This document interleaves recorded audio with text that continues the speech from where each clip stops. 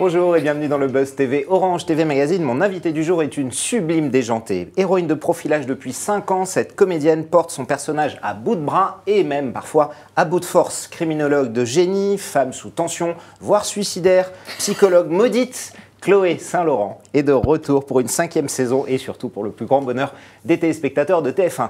Bonjour Odile Villemain. Bonjour. Merci de nous rendre visite. De rien. Ça nous fait très plaisir. Ça va le portrait que j'ai fait, ouais, tout vous va. Vous avez juste pas pu dire rousse pour une fois. Non, pas rousse. On va pas le sortir à chaque fois. Mais c'est vrai que... non, surtout là, c'est compliqué. Là, c'est un peu plus compliqué. Vous nous avez fait le coup en arrivant ici. On vous avait laissé quand même, j'ai envie de faire le point là-dessus tout de suite, au bord de la pendaison quand même, à la fin de la saison 4. Tout ceci ne tenait qu'à un fil. Voilà, rassurez-nous tout de suite. Ça va Elle a mieux. raté son suicide. Elle a raté. Ouais. On est soulagé. Mais comme tout dans sa vie privée à peu près, hein, donc tout va bien.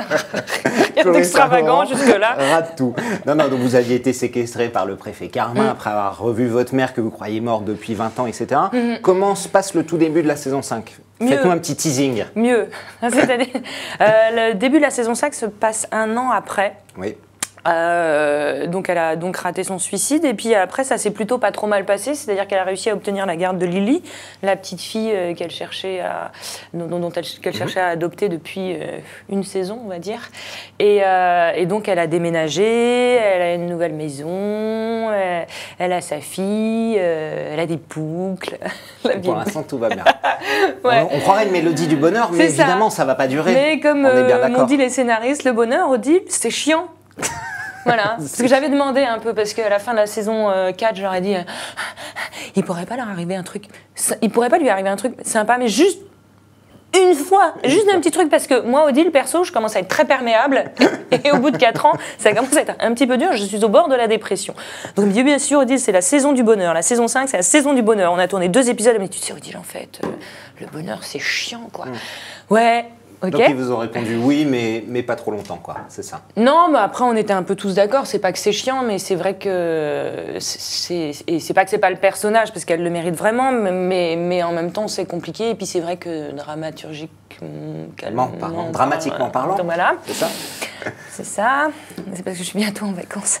Et c'est plus intéressant, et puis c'est Chloé... Définitivement, quoi. Donc, en fait, après, ça va se corser. Elle va essayer d'avoir une aventure, mais bon, ça, elle n'a encore pas le mode d'emploi pour le moment, si tant est qu'elle puisse l'avoir un jour. Et après, après avoir affronté tous les ennemis extérieurs potentiels, elle va devoir affronter son pire ennemi, c'est-à-dire elle-même. Alors, un petit peu plus de légèreté.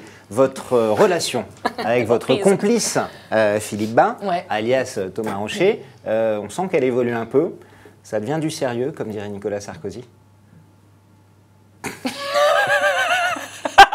Vous le truc solennel. C'est du sérieux avec Carla. Est-ce que ça devient du sérieux avec, entre Chloé et Thomas? À quel point de vue? Je suis encore en train de À quel point de vue? Est-ce que leur relation amicale est en train d'évoluer vers autre chose? Mais vous croyez pas que je vais vous le dire quand même? Je demande une petite piste pour les téléspectateurs qui regardent.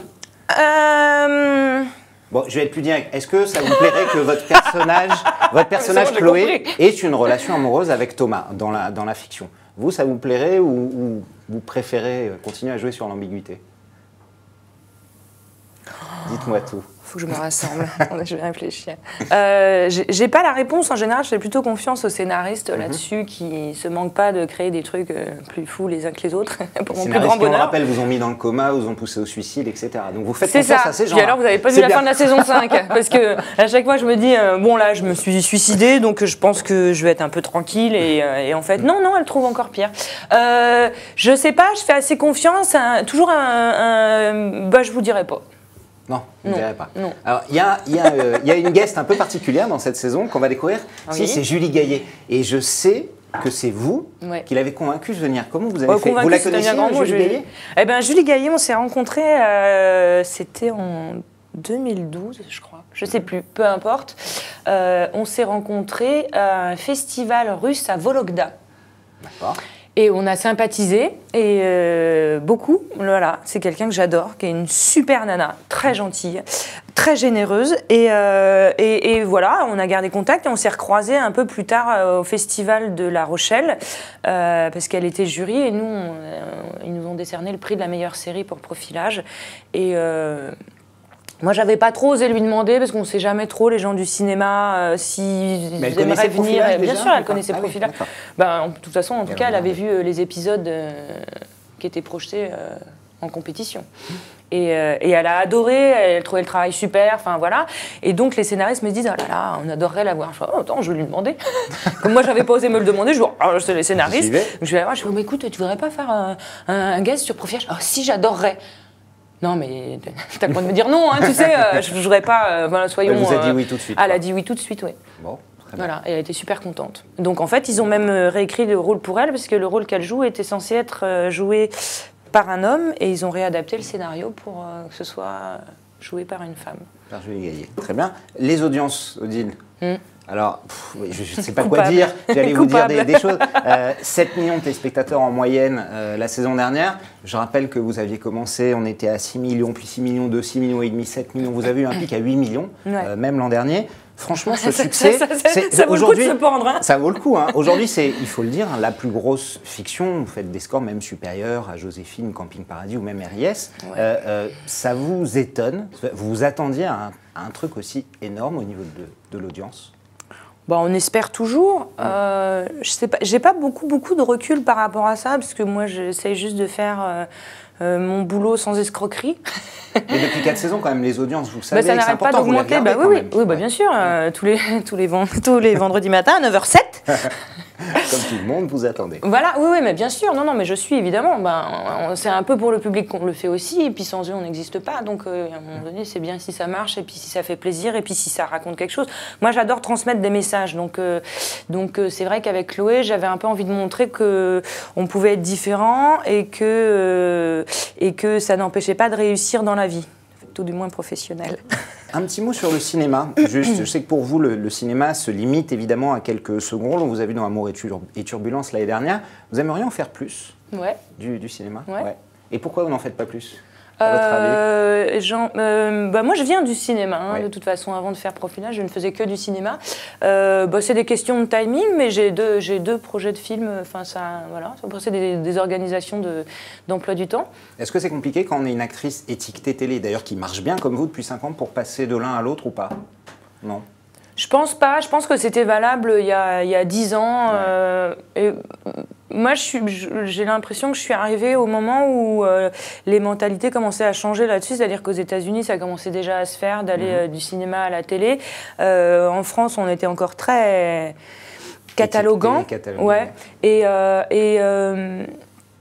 Et c'est en train de s'effacer complètement parce qu'il y a plein de gens du cinéma qui arrivent à la télé et les frontières sont en train de se brouiller. Donc maintenant, il n'y a plus...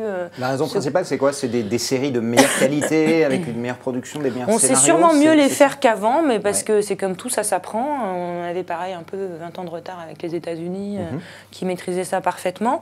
Après, si je parle juste de mon cas, j'ai l'impression que le personnage est tellement hors norme qu'il n'est pas catalogable. Donc j'ai sûrement eu cette chance-là. Donc je ne suis pas du tout étiquetée. J'ai plein de gens du cinéma qui viennent me dire que Profilage, c'est super. Donc le snobisme n'existe pas, quoi, en fait. Pour vous, ça n'existe pas? Non, puis je pense qu'il existe de moins en moins. Voilà, ça existait avant, et puis je pense qu'avec le renouvellement de la télé, de la TNT, enfin tout ça est en train de bouger avec la crise. Voilà, le fait est que la télé, cherche à faire beaucoup de trucs de qualité. Enfin, je vois sur TF1, ils sont en train de faire des trucs incroyables, extrêmement. Enfin voilà, il y a un vrai. Il y a un vrai progrès par rapport à ce qu'on faisait avant, mais parce qu'aussi on sait le faire mieux. L'écriture, en écriture, en réalisation, les images sont bien plus léchées qu'avant à la télé, donc on commence à avoir des images de cinoche, etc. Enfin, il y a un vrai... Donc là, il n'y a plus trop de distinction, quoi. Alors, comme Profilage cartonne, j'ai envie de vous demander, est-ce que vous seriez prête, vous, Odile Villemain, à jouer pendant, je ne sais pas, 15 ou 20 ans dans cette série, comme ont pu le faire, par exemple, Julie Lescaut ou Joséphine Ange Gardien, qui dure de 20 ans ou 25 ans à l'antenne? C'est quelque chose que vous pouvez imaginer? 20 ans dans le rôle de Chloé 20 ans, peut-être pas. Non. 20 ans, peut-être pas, parce que j'ai besoin de me nourrir en tant que comédienne de beaucoup de rôles. Mais je ne sais pas, l'avenir nous le dira, j'ai envie de dire. 10, 12, voilà. Mais tant que ce personnage vous plaît, vous il me plaît, oui. Il me plaît, et puis c'est un beau cadeau pour une comédienne, parce qu'il y a toujours, avec Chloé, il y a toujours des challenges de comédienne, il n'y a pas de lassitude sur ce personnage. Merci beaucoup, Odile Villemain. Merci à vous. Merci d'être venu nous voir. Donc je rappelle, Profilage, la saison 5, c'est ce soir à 20h55 sur TF1, avec évidemment vos comparses, Philippe Bas, Jean-Michel Martial, Vanessa Valence et Raphaël Ferré, pour ne citer que les principaux. 8 millions cette saison? On vise les 8 millions? Oh, 10. 10? Allez, c'est son dernier mot. 10 millions pour Profilage. Non. Merci beaucoup de votre fidélité. Le Buzz TV revient demain avec un nouvel invité.